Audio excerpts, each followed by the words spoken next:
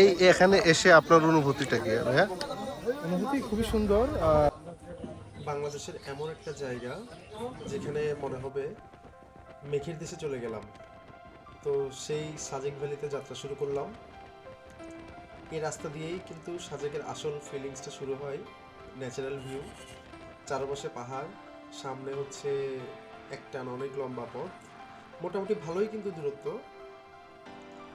আর প্রতিটা মুহূর্ত যেন মনে হবে একটা সিনেম্যাটিক ফিলিংস।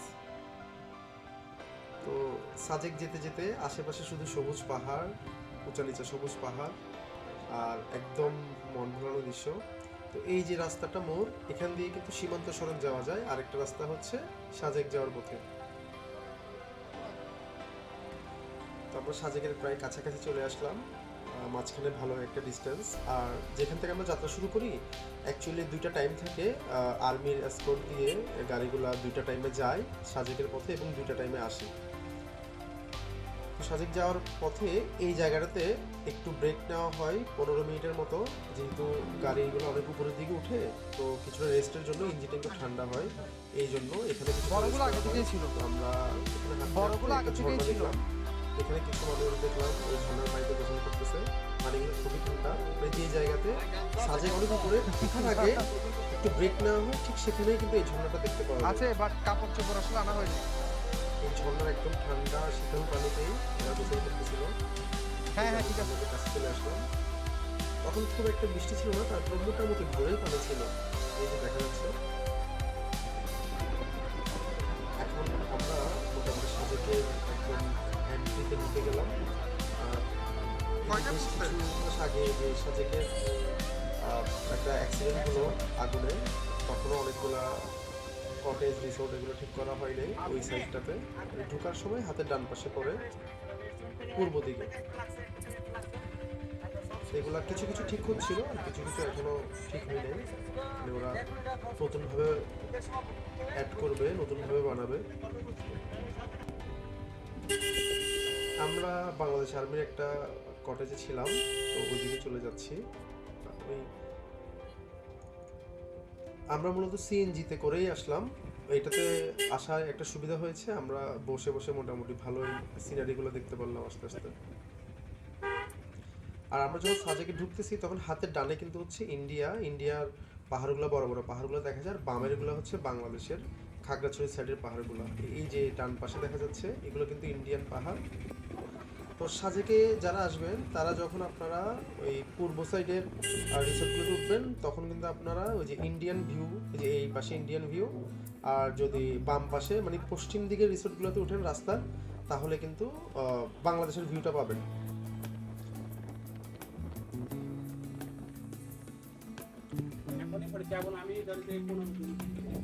তো আমরা চলে আসলাম এখানেই, মূলত আমরা ডিনার লাঞ্চগুলো এই রেস্টুরেন্টেই করি।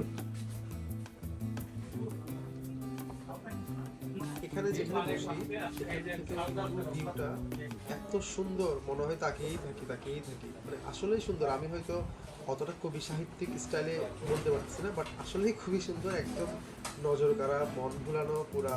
মানে মনে হয় কয়েক ঘন্টা এভাবে তাকিয়ে থাকলেও ভালো লাগবে, মানে খারাপ লাগবে না। এই যে এই ভিউটা, এটা স্ক্রিনে যতটুকু দেখা যাচ্ছে, বাস্তবে কিন্তু এই ভিউটা আরো বেশি সুন্দর, আরো বেশি অ্যাট্রাকটিভ। আমরা লাঞ্চ সেরে কিছুক্ষণ রেস্ট নিয়ে এরপরে কিন্তু আমরা চলে যাই কংলাং পাহাড় যেটা আছে ওইটার দিকে। সেটা কিন্তু হচ্ছে সাজেক তো এমনিই সবচেয়ে উঁচু জায়গা। ওই জায়গাটা কিন্তু হচ্ছে সাজেক থেকেও, মানে সাজেকের মধ্যেই সবচেয়ে উঁচু পয়েন্ট। তো ওখানে আমরা চলে যাই কংলাং পাহাড়। এই যাওয়ার রাস্তাটা কিন্তু যথেষ্ট ডেঞ্জারাস, কারণ বাম সাইডে কিন্তু একদম গভীর খাদ। বাই চান্স আল্লাহ না করুক কোনো অ্যাক্সিডেন্ট হয়ে যদি বাম পাশে পড়ে যায়, তাহলে কিন্তু একদম নিশ্চিত মৃত্যু। এবারে বাম পাশের যে খাদ যেটা আছে এটা অনেক নিচে। তো যেহেতু ওখানে যারা ড্রাইভিং করে ওরা যথেষ্ট এক্সপার্ট এবং ওদের রাস্তাগুলো ওদের প্রায় মুখস্থ, তো আশা করি আল্লাহ যেন কখনো এরকম অ্যাক্সিডেন্ট না হয়। আমরা প্রায় কাছাকাছি কংলাং পাহাড়ের কাছাকাছি চলে আসলাম। এই দিকে কিন্তু একটা আবার রিসোর্ট আছে যেটা খুবই সুন্দর, আমার কাছে খুব ভালো লাগছে। আচ্ছা, এই যে আমরা কংলাং পাহাড়ের নিচে যেটা উঠবে, ওই যে উপরে, একদম উপরে আচ্ছা ভালো রে যাওয়া যায়। না নিলেও চলে, তবে যাদের খারাপ অভ্যাস নাই তারা আমি ভাবছিলাম উপরে বেশি খারাপ, তবে নানিরও চলতো, তাও একটা নিলাম। পাথরের রাস্তাটা কোন কোনো জায়গায় দেখছি লাঠিগুলো খুব সুন্দর দেয়, ডিজাইনওয়ালা। এই যে এই ভিউটা এত সুন্দর, মান থেকেও সামনাসামনি যখন দেখবে তখন মানে পুরা মন, মানে কষ্টটাই যে এতটুকু জার্নি করে আসলাম, এই কষ্টটা কিন্তু চলে যায় আসলে এই ভিউটা দেখে। আর এখান থেকে অনেক মানুষ উঠতেছে, আর অনেক করতেছিলাম, তো আমাকে স্ক্রিনে খুবই কম দেখা যাবে। এই যে কংলাক পাহাড়, এটা হচ্ছে সাজেকের সবচেয়ে কংলাক পাহাড়, এটা হচ্ছে সাজেকের সবচেয়ে উঁচু পয়েন্ট। এখানে কিন্তু অনেক মানুষ থাকে। আচ্ছা, এই যে জুম করলাম, এই যে এই রিসোর্টটা কিন্তু খুব সুন্দর লাগছে আমার, মানে লোকেশনটা, এটার ভিউটা কিন্তু খুব ভালো। এখানে যারা থাকবে ইয়াসিন, ভিউটা খুব ভালো লাগবে। কই তুমি? অনেক মানুষ উঠতেছে, যে আমি উঠতেছি, আমার বন্ধু আর এসে মোবাইলে এই ভিউটা ছিল সম্ভবত। উপরে চলে আসলাম, এই যে জাস্ট উপরে আসলাম। এখানে কিন্তু অনেকগুলো, এখানেও রিসোর্ট আছে, এখানেও অনেকগুলো দোকান আছে, অনেকগুলো স্থানীয় প্রজাতি আছে এখানে থাকে, মানে এই জায়গাটাতেই থাকে, এদের বাসায় এখানে, স্থায়ী আবাসী এখানে। তো আমি চিন্তা করি তারা, হ্যাঁ খুবই সুন্দর একটা লোকেশন থাকে, কিন্তু যে জিনিসপত্র, আসা যাওয়া, প্রয়োজনীয় জিনিস, সবচেয়ে বেশি ভালনারেবল যে বিষয়টা লাগে, কেউ যদি অসুস্থ হয় তাহলে তার ট্রিটমেন্ট, তার জন্য ওষুধ, এগুলো কীভাবে ম্যানেজ করবে, এটা ভাবলে আমার নিজের খুব খারাপ এবং খুবই অসহায় ফিল হয় এই জিনিসটা। কংলাক পাহাড়ে যেখানে পৌঁছলাম, ওখান দিয়ে ওই পাহাড়ের এক সাইডে হাঁটতে হাঁটতে আমরা আরো একটা স্পটে চলে যাচ্ছি, একদম কর্নারে। এগুলো কিন্তু বাসা, এখানে অনেকে থাকে, মানে একদম টপেস্ট পয়েন্ট, সাজেক তো টপ পয়েন্ট, সেটারও আরো মানে সাজেকের মধ্যে সবচেয়ে টপ পয়েন্ট যেখানে, সেখানে মানুষ অনেকে থাকে। আমরা অনেকে দোকানও দিয়েছি, যেহেতু একটা টুরিস্ট স্পট। আমার কাছে সচরাচর এত উঁচু ভালো লাগে না, বিশেষ করে পাহাড়ি অঞ্চলগুলোর মধ্যে যেগুলো লেক, নদী থাকে, ওই জায়গাগুলো বেশি ভালো লাগে, বিশেষ করে রাঙামাটি, কাপ্তাই, ওই জায়গাগুলো। সাজেকও ভালো, কিন্তু অ্যাকচুয়ালি এখানে যে আশেপাশে নদী নেই, এই জন্য আমার কাছে পানির সংকটটা বেশি ফিল হয় আর কি। এখানে একটা সুন্দর একটা জায়গা আছে, মোটামুটি মানুষ এসে দাঁড়াইতে বসতে ছবি তুলতে পারে। এই ডান পাশে যে দোকানটা আছে, এটার বাইরে একটা ভিউ আছে অসাধারণ। এটা হচ্ছে সাইডে, মানে অসাধারণ ভিউ, মানে কি যে বলবো, আমি আসলে বলে পুরোপুরি এক্সপ্রেস করতে পারতেছি না। এই যে লিটারেচারের ভাষায় খুবই সুন্দর, একদম মন জুড়িয়ে যাবে, মনে হবে তো এখানেই থেকে যায়। এই যে এটা হচ্ছে দোকান থেকে যেটা দোকান বললাম, ওই দোকানের পূর্ব সাইডের ভিউটা। এটা হচ্ছে ইন্ডিয়ান সাইড, ওইদিকে পাহাড়গুলো, এই যে বাচ্চা কতগুলো দৌড়াদৌড়ি করতেছে, এখানে যারা স্থানীয় বাসিন্দা। বাংলাদেশের সাইডের অঞ্চল অনেকক্ষণ মানুষ ওয়েট করলো, ছবি তুললো। হাজার হাজার দর্শক এসেছেন, আপনারা দেখতেছেন।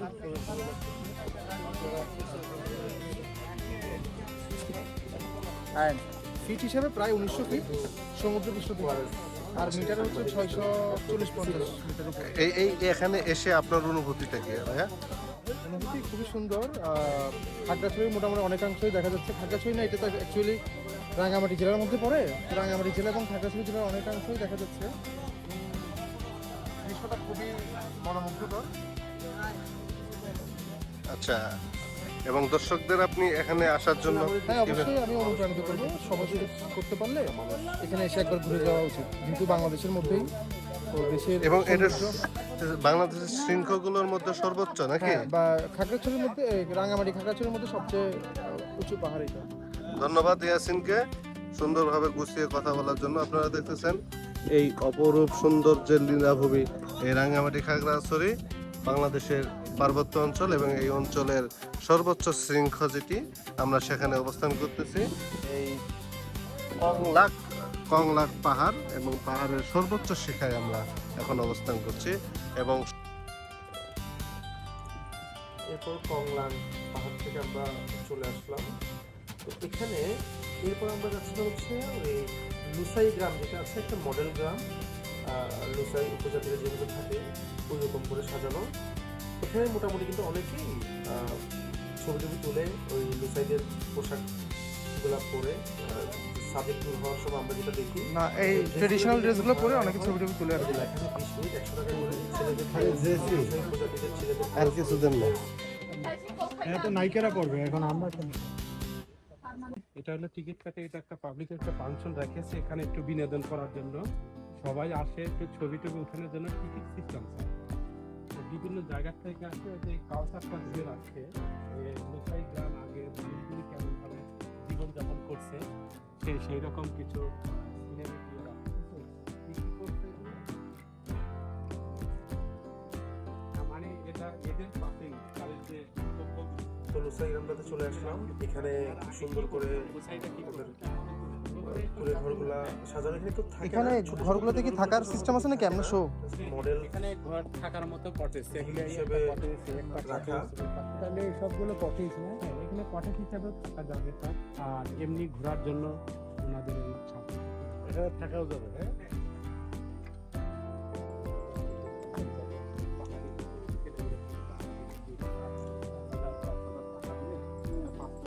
দোলনা ছিল।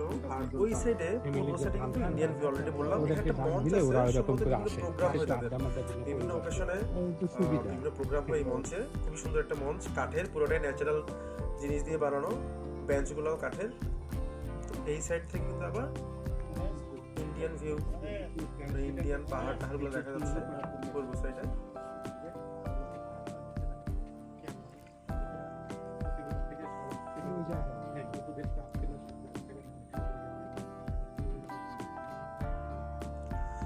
রাতের বেলায় এখানে সাজেকে নাস্তা এবং এক গিরে দিয়ে দুইটা বানানো যায় মেবি। চাটা ভিডিও করলাম। এক গিরা দিয়ে দুইটা বানানো যায়। করা হচ্ছে, দেখাই যাচ্ছে ওই বাঁশের অংশটা কেটে ওটাকে কাপ হিসেবে দেওয়া হয়। ওই মুহূর্তে এটা ভালোই লাগে, খারাপ না, চাটা ভালোই ছিল।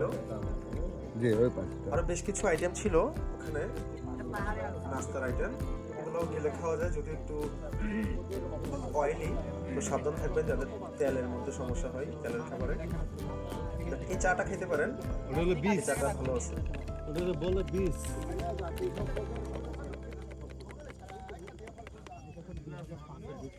বাঁশগুলো কিন্তু একবার ইউজ করা হয়, বাঁশের যে কাপ।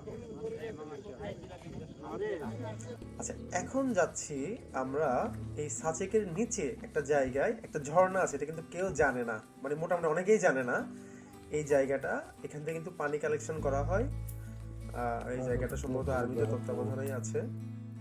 তো আমরা এই জায়গাটাতে গোসল করতে যাই, যদিও পানি খুবই কম থাকে, মোটামুটি প্রায় 1.5 থেকে 2 কিলোর মতো হাঁটতে হয় নিচে, পাথরের রাস্তা।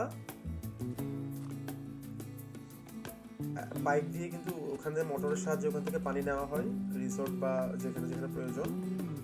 তবে আমরা যে সময় যাই সেখানে একটু পানি কম, বৃষ্টি কম থাকে, পানি কম থাকে, তবে যথেষ্ট ভালোই পানি থাকে এখানে। এবং এইটাতে যেটা বললাম, অনেকেই কিন্তু এই জায়গাটা জানে না এখানে একটা ঝর্ণা আছে। আমরা কিন্তু এখানে ঝর্ণার পানি দিয়ে গোসল করি। পানি কেটে করতে হয়, ডিরেক্ট যেহেতু শাওয়ারের মতো করা সম্ভব হয় না, পানির ফ্লো কম থাকায়। পানি একটু কম থাকে, এই মুহূর্তে একটু ময়লা আবর্জনা জমে গেছে। এখান থেকে এই পাইপ জায়গায় দিয়ে কিন্তু পানি নেয় না? জমে থাকে যখন ফ্লো বেশি থাকে। এখন তো বৃষ্টি আছে, এখন সবকিছু ভালো লাগতেছে। যাবেন, নিচে যাবেন?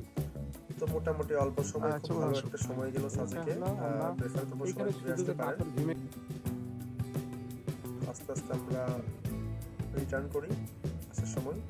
আস্তে আস্তে মোটামুটি দৃশ্যগুলা, পুরো রাস্তাটাই, পুরো দৃশ্যগুলো উপভোগ করার চেষ্টা করি, কারণ সবসময় হয়তো আসা হবে না, আবার নেক্সট কখন যাই হয়তো জানি না। আমাদের দেশে এত সুন্দর একটা লোকেশন। সবাই ভালো থাকবেন, আল্লাহ হাফেজ।